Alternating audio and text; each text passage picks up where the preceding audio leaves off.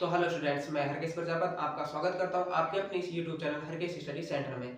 तो स्टूडेंट्स, हमारी जो प्रश्नावली है वह कक्षा 10 की है। ठीक है, कौन सी प्रश्नावली? 4.2। ठीक है, इसके जो 4.1 है, ठीक है, और 4.1 के उदाहरण वो हमने पिछली वीडियो में कंप्लीट कर लिए। यदि आपने वो वीडियो नहीं देखी है तो आप जाकर पहले से वो वीडियो देख सकते हो। ठीक है, उसमें ज्यादा कुछ नहीं है। ठीक है, अब बात करते हैं कि जो कक्षा 10 की जो ये प्रश्नावली 4.2 उसमें द्विघात समीकरण उनको क्या करना है, गुणनखंड विधि द्वारा हल करना है। गुणनखंड विधि द्वारा हल कैसे करना है? देखो, द्विघात समीकरण क्या होती है? ए एक्स स्क्वायर प्लस के बी एक्स प्लस के सी बराबर 0। ठीक है, ये होती है द्विघात समीकरण। ठीक है, और एक होता है द्विघात बहुपद, ए एक्स स्क्वायर प्लस के बी एक्स प्लस के सी।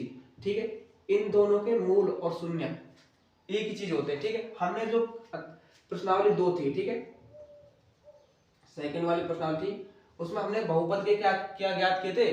शून्य ज्ञात किए थे। ठीक है, इसमें तो यहाँ शून्य पूछा था और यहाँ पूछेगा मूल। ठीक है, और गुणनखंड विधि से दोनों का सेम प्रोसीजर है। ठीक है, वही बीच की संख्या को तोड़ना है और उसी को क्या करना है, हमको गुणनखंड के रूप में हल करना है। ठीक है, किसको? द्विघात समीकरण को, वही कोष्टक बनाने। ठीक है, तो क्या करते हैं, अब हम इसके जो उदाहरण है उनको करते हैं। तो सबसे पहले इसका जो फर्स्ट उदाहरण है उसको देखते हैं। तो इसका उदाहरण नंबर 3 है, वह है कि गुणनखंडन द्वारा समीकरण 2x² - 5x + 3 = 0 के मूल ज्ञात कीजिए। मूल ज्ञात कीजिए। ठीक, और बहुपद हमने क्या ज्ञात किया था? शून्य ज्ञात कीजिए। ठीक है, शून्य और मूल दोनों एक ही होते हैं। ठीक है, तो देखो कैसे करते हैं। 2x² - के 5x + के 3 = 0। ठीक है, देखो शून्य ज्ञात करने के लिए या मूल ज्ञात करने के लिए हमें क्या करना होता है? देखो सबसे पहले देखो एक बात तो याद हमेशा याद रखना, जो ये फर्स्ट एंड लास्ट जो भी पद है उनका क्या होता है? आपस में संबंध होता है। किसका होता है? गुणा का होता है। यदि इन दोनों को गुणा करेंगे तो हमारे पास क्या आएगा? 6x² प्लस का ही आएगा। ठीक है, तो अब देखो जो बीच की संख्या है -5x, ठीक है, इसको हमको ऐसी दो संख्याओं में तोड़ना है कि यदि गुणा करें तो हमारे पास आना चाहिए क्या? प्लस के 6x²। ठीक है, यदि जोड़ने या घटाने पर क्या आना चाहिए? हमारे पास -5x आना चाहिए। ठीक है, एक बार और देखते हैं कि भाई इस -5x को ऐसी दो संख्या में तोड़ रहा है कि गुणा करेंगे तो हमारे पास 6x² आना चाहिए, यदि जोड़ेंगे या घटाएंगे तो हमारे पास -5x बचना चाहिए। ठीक है, या तो जोड़ लो तो -5x बचना चाहिए या घटा लो तो -5x बचना चाहिए। ठीक है, तो क्या करते हैं हम? देखो 2x² माइनस के 3x और -2x में इसको क्या कर देते हैं? तोड़ देते हैं। ठीक है, अब देखो -2x को -3x और -2x गुणा करेंगे तो कितना आएगा? प्लस के 6x² और दोनों को -3x और -2x दोनों को जोड़ेंगे कितना हो जाएगा? -5x। ठीक है, तो अब क्या करेंगे? वही को कॉमन निकालेंगे। ठीक है, यहाँ से कॉमन क्या आ रहा है? x कॉमन आ रहा है तो यहाँ क्या बचेगा? x 2x -3। ठीक है, यहाँ से क्या कॉमन आ रहा है? कुछ भी नहीं आ रहा तो क्या करेंगे? 1 निकाल लेंगे तो माइनस का यहाँ बचेगा 2x। यदि बाहर माइनस कॉमन है तो अंदर का चिन्ह बदल जाएगा। ठीक है, -3 बराबर में 0। जब भी कॉमन ले या संख्या तोड़े तो हमेशा याद रखना ये दोनों ब्रैकेट कैसे आएंगे? सेम आएंगे। ठीक है, तो इन दोनों ब्रैकेट्स में हम क्या करेंगे? एक को बाहर निकाल लेंगे तो 2x -3 और एक ब्रैकेट इनसे बन जाएगा x -1 बराबर में 0। वही केस फर्स्ट और केस सेकंड। ठीक है,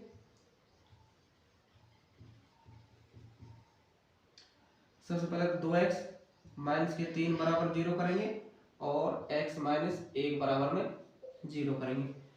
तो 2x बराबर -3 को इधर ले जाएंगे तो प्लस का 3, तो x बराबर कितना है हमारे पास? 3/2। एक शून्य तो इसका इतना निकल गया, यानी कि मूल इतना निकल आया। ठीक है, और x बराबर -1 इधर जाएगा तो प्लस का 1, तो मूल हमारे पास कितने निकल गया है? मूल आया हमारे पास 3/2 और प्लस का 1। ठीक है, ये आ गया हमारे पास मूल। ठीक है, देखो सेम जो दूसरी प्रश्नावली है, ठीक है, बहुपद वाली, सेम एज इट इज गुणनखंड विधि से इसके क्या करने हैं? मूल ज्ञात करने हैं। ठीक है, अब बात करते हैं इसके फोर्थ उदाहरण की। तो इसका फोर्थ उदाहरण है कि द्विघात समीकरण 6x² - के x - 2 = 0 के मूल ज्ञात कीजिए। ठीक है, तो कौन सी विधि से करेंगे? गुणनखंड विधि से, वही हमें आती है। ठीक है, अभी तो देखो 6x² - के x - के 2 = 0। देखो क्या करेंगे? देखो इन दोनों का आपस में संबंध क्या होता है? गुणा का, तो 6 दूनी 12x², यानी कि दोनों को गुणा करेंगे तो क्या आएगा हमारे पास?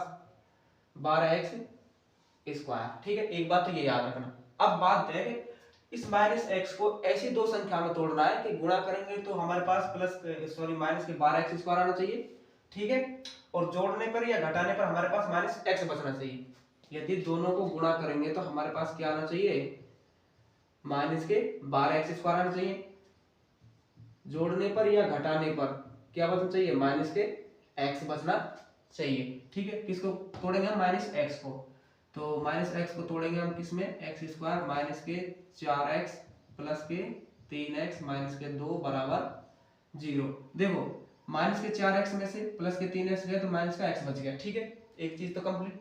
और -4x गुणा प्लस के 3x करेंगे तो कितना हो जाएगा, माइनस के 12x²। ठीक है, दोनों शर्त हमारे पास क्या हो गई, कंप्लीट हो गई। तो अब हम क्या करेंगे, कॉमन निकालेंगे। ठीक है, यहां से और यहां से। ठीक है, कितना आएगा, 2x कॉमन आएगा, कितना बचेगा, 3x माइनस के 2।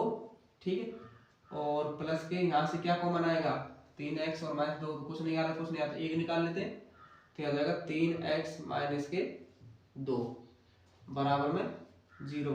ठीक है, तो देखो दो कोष्टक बन गया हमारे पास, 3x माइनस के 2 और 3x माइनस 2, इसमें से एक कोष्टक बाहर निकालेंगे, 3x माइनस के 2 और दूसरा कोष्टक 2x प्लस का 1 और बराबर में 0। ठीक है, केस फर्स्ट और केस सेकंड। ठीक है, देखो सबसे पहले तो क्या करेंगे, 3x माइनस के 2 बराबर 0 और 2x प्लस का 1 बराबर 0। 3x माइनस 2 को इधर ले जाएंगे तो प्लस के 2 और ये हो जाएगा कितना, x बराबर 2/3। ऐसे ही सो करेंगे, 2x प्लस का 1 इधर जाएगा तो माइनस का 1। ठीक है, और x बराबर कितना है, माइनस का 1/2। तो हमारे पास मूल कितने निकल गए इसके, 2/3 और माइनस का 1/2। ठीक है, ये इसके मूल निकल गए। ठीक है, देखो सबसे पहले हमें क्या करना है कि जो भी संख्या है, ठीक है, इसके दो फर्स्ट एंड लास्ट पार्ट होते हैं। ठीक है, जो पद होते हैं उनके आपस में संबंध होता है गुणा का, उन दोनों को गुणा करके देख लो कितनी संख्या आई है। ठीक है, फिर उस संख्या के हिसाब से बीच की संख्या को तोड़ो। ठीक है, यदि गुणा करने पर हमारे पास वही संख्या आनी चाहिए और जोड़ने घटाने पर जो बीच की संख्या बच रही है उतना बचना चाहिए। ठीक है, तो इस प्रकार हमें क्या करते हैं, इसका जो भी द्विघात समीकरण है या बहुपद है उनके मूल या शून्य निकालते हैं। ठीक है, तो अब बात करते हैं इसके फिफ्थ उदाहरण की। द्विघात समीकरण 3x² minus 2 root 6x plus के 2 बराबर 0 के मूल ज्ञात कीजिए। ठीक है, देखो मूल कैसे ज्ञात करते हैं, मैंने अभी दो उदाहरण करवा दिए। ठीक है, उसी प्रकार हमको इसके मूल ज्ञात करने। ठीक है, किस विधि से, गुणनखंड विधि से। तो क्या हो जाता है, देखो 3x² माइनस के 2 रूट 6x और प्लस के 2 बराबर में 0। ठीक है, सबसे पहले क्या करेंगे, इन दोनों को गुणा करके देखेंगे कि भाई कितना आ रहा है। दोनों गुणा करेंगे तो कितना आएगा, 6x² वो प्लस का। ठीक है, 6x² आ गया, दोनों को गुणा करेंगे तो। अब देखो इस -2 रूट 6x को ऐसी दो संख्या में तोड़ना है कि गुणा करें तो हमारे पास क्या आना चाहिए, 6x² आना चाहिए। ठीक है, और जोड़ें या घटाएं, जोड़ें या घटाएं तो हमारे पास क्या बचना चाहिए, -2 रूट 6x। ठीक है, एक बार और देखें भाई, दोनों को गुणा करेंगे तो हमारे पास क्या 6x² आना चाहिए। तो 6x² क्या कब आएगा, देखो इस बीच की संख्या को जब तोड़ेंगे तो हमारे पास, गुणा करेंगे तब तो हमारे पास आना चाहिए 6x², और जोड़ने या घटाने पर हमारे पास क्या बचना चाहिए, -2 रूट 6x। ठीक है, तो देखो इसको किस में तोड़ेंगे, इसको तोड़ेंगे -√6x और -√6x में प्लस के 2 बराबर 0। ठीक है, अब देखो -√6 और -√6 कितना हो जाएंगे, -2 रूट। ठीक है, 2 रूट 6 हो जाएगा। ठीक है, अगर इन दोनों को गुणा करेंगे, देखो √6 गुणा √6 करेंगे तो 6 आ जाएगा, और x गुणा x करेंगे तो x² आ जाएगा, और माइनस गुणा माइनस करेंगे तो प्लस का आ ही जाएगा। ठीक है, तो हमने क्या है, इसको सही तोड़ा है। ठीक है, अब क्या करेंगे, इसके बाद हम लेंगे इसमें से कॉमन।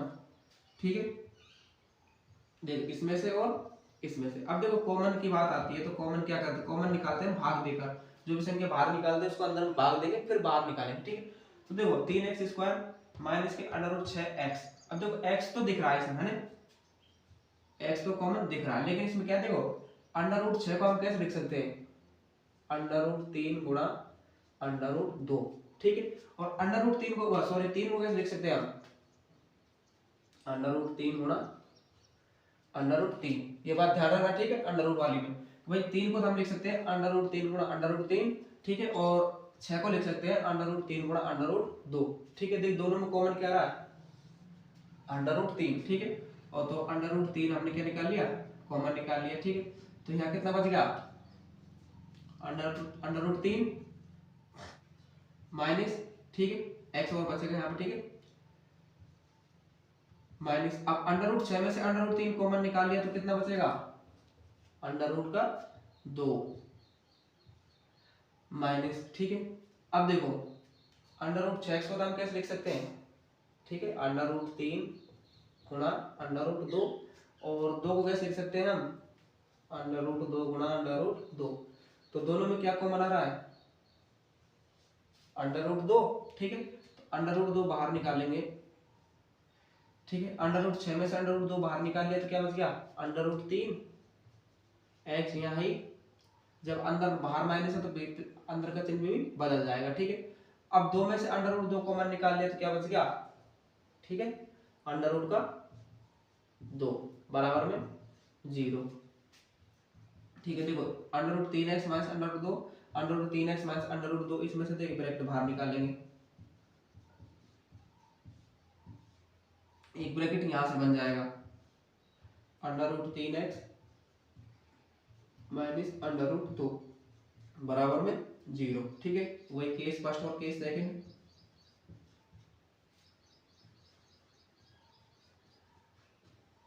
ठीक है।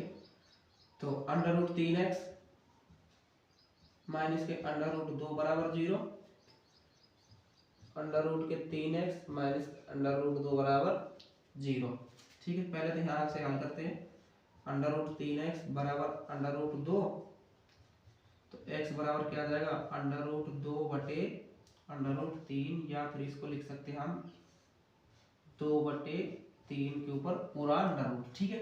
इस प्रकार यहाँ करेंगे, अंडर रूट 3x, इसको इधर ले जाएंगे तो प्लस का अंडर रूट 2, यहाँ बचेगा x बराबर अंडर रूट 2 बटे अंडर रूट 3, और इसको कैसे लिख सकते हैं हम, अंडर रूट 2 बटे 3, ठीक है। तो मूल कितने आ गए हमारे पास के, अंडर रूट 2 बटे 3, ठीक है, और अंडर रूट 2 बटे 3, ये आ गया इसका मूल, ठीक है। एक बार और समझते हैं, ठीक है। देखो 3x square minus 2 root 6x plus के 2 बराबर 0, ठीक है। जब भी गुणनखंड विधि से मूल निकालो या शून्य निकालो तो सबसे पहले फर्स्ट एंड लास्ट टर्म को क्या कर लो, गुणा करके देख लो क्या आ रहा है। इन दोनों को गुणा करेंगे तो हमारे पास 6x स्क्वायर आ रहा है प्लस का, ठीक है। अब इसके बाद ये देखना है कि हमें माइनस के 2 रूट 6x को ऐसी दो संख्याओं में तोड़ना है कि गुणा करेंगे तो प्लस के 6x स्क्वायर आना चाहिए, और जोड़ने या घटाने पर हमारे पास बचना चाहिए माइनस के 2 रूट 6x, ठीक है। तो हमने इसको किस में तोड़ा, माइनस के किस में, रूट 6x में, और माइनस के रूट 6x में, दोनों को जोड़ेंगे तो माइनस के 2 रूट 6x, और दोनों को गुणा करेंगे तो कितना हो जाएंगे 6x स्क्वायर, ठीक है। अब देखो कॉमन निकालेंगे, सबसे बड़ी बात है अंडर रूट में से कॉमन कैसे निकालते हैं, ठीक है।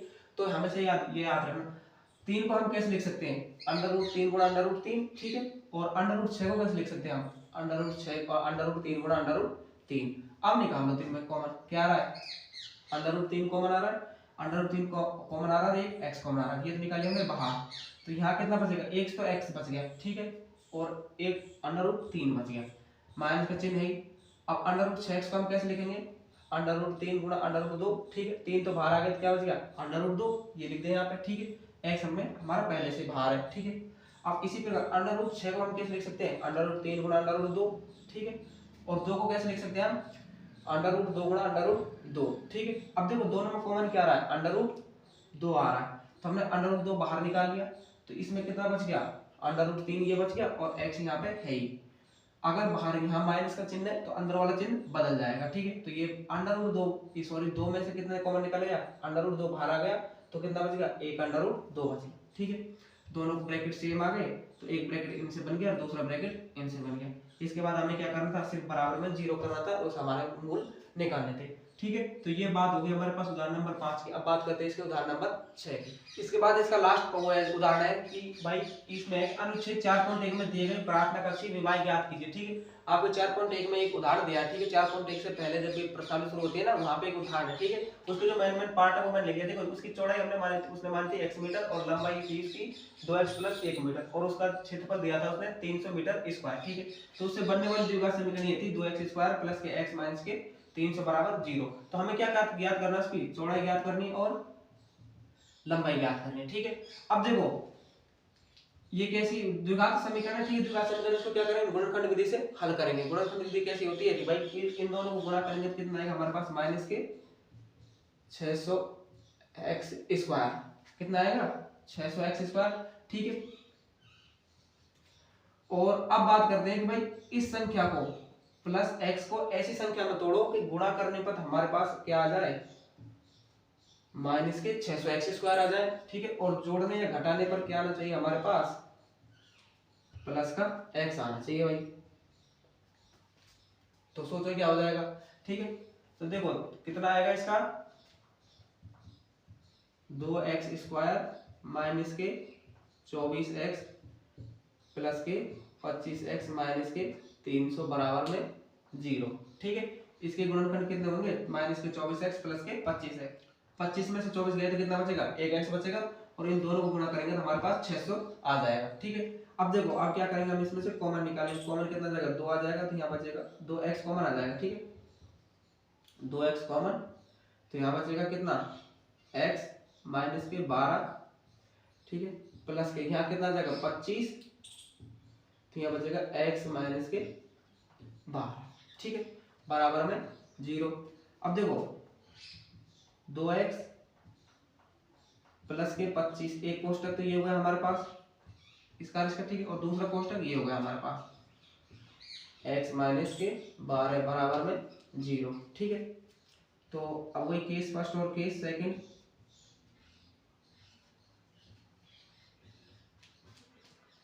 दो एक्स प्लस के 25 बराबर 0 और x माइनस 12 बराबर 0। ठीक है, तो 2x इसको क्या करेंगे, इधर ले जाएंगे तो माइनस के 25 और x बराबर क्या जाएगा माइनस के 25/2। ठीक है, x बराबर क्या जाएगा माइनस 12.5। ठीक है, इसको करेंगे तो x बराबर इसको इधर ले जाएंगे तो 12। अब एक बात हमेशा याद रखना, लंबाई और चौड़ाई कभी भी नेगेटिव नहीं होती, यानी मतलब ऋणात्मक नहीं होती। तो इसको हम क्या करेंगे, हम छोड़ देंगे। ठीक है, इस मान को हम छोड़ देंगे तो हमारे पास क्या आएगा, x का मान क्या आ गया 12। मतलब हमारे पास क्या आ गई, चौड़ाई आ गई 12 मीटर। चौड़ाई बराबर 12 मीटर, तो लंबाई कितनी हो जाएगी हमारे पास 12 गुणा 2 प्लस 1, 24 प्लस 1 25 मीटर। ठीक है, आ गई लंबाई और चौड़ाई आ गई हमारे पास। ठीक है, तो हमने क्या किया, सिर्फ गुणनखंड के गुणनखंड करने के बाद हमारे पास जो भी x का मान आया, एक तो माइनस में एक प्लस में आया। और जब भी बात करें हम लंबाई चौड़ाई या दूरी की तो वो कभी ऋणात्मक नहीं होती। ठीक है, ये बात हमेशा याद रखना। तो हमारे पास x का मान कितना है 12, तो चौड़ाई हो गई हमारे पास 12 मीटर और लंबाई हो गई हमारे पास 25 मीटर।